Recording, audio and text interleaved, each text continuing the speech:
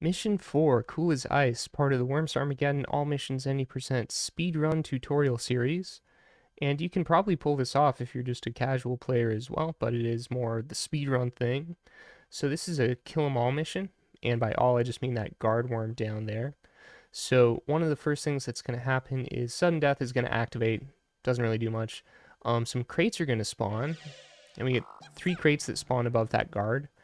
So basically our strat is, with our worm over here on the left, we're going to get that Uzi crate, shoot those crates above the guard, they send some flames down, push the guard into the water.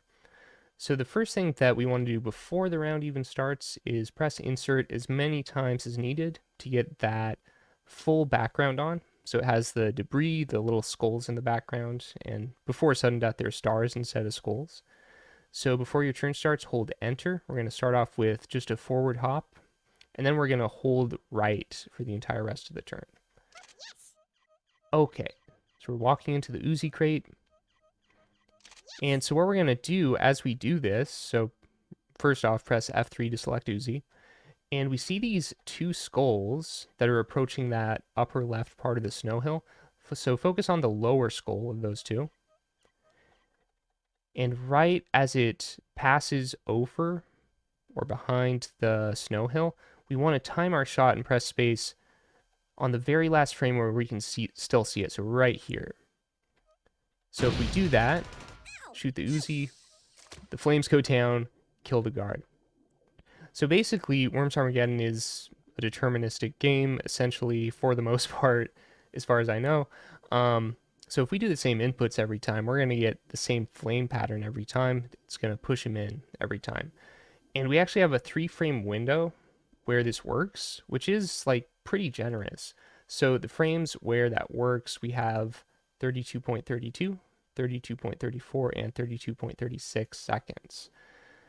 And if that timing doesn't quite work for you, for example, maybe you have like different reaction time or a different keyboard, and that changes things, I would say just try a different cue. For example, you could try once that skull is all the way behind the snow hill, or for example, you could try like right when it touches, the moment it touches. But I think you can develop a mental technique that works. Doing this one, it works pretty much 100% of the time for me. So that makes this a 1-turner, which is really nice.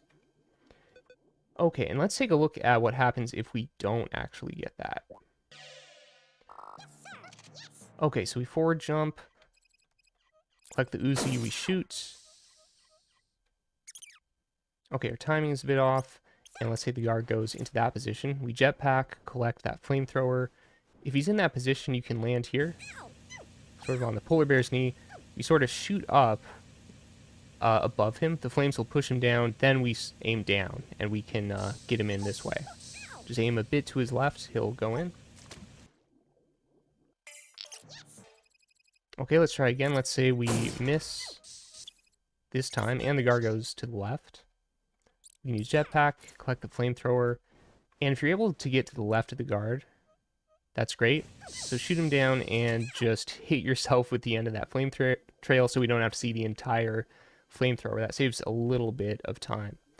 And of course, as always, as the screen fades to black, the moment that you see it fade, just press Alt F4, and that will, at any time during this fade out, and that will take you back to the mission success screen, which is fade skip. That's it. Cool as ice. It can be a 1-turner pretty much every time.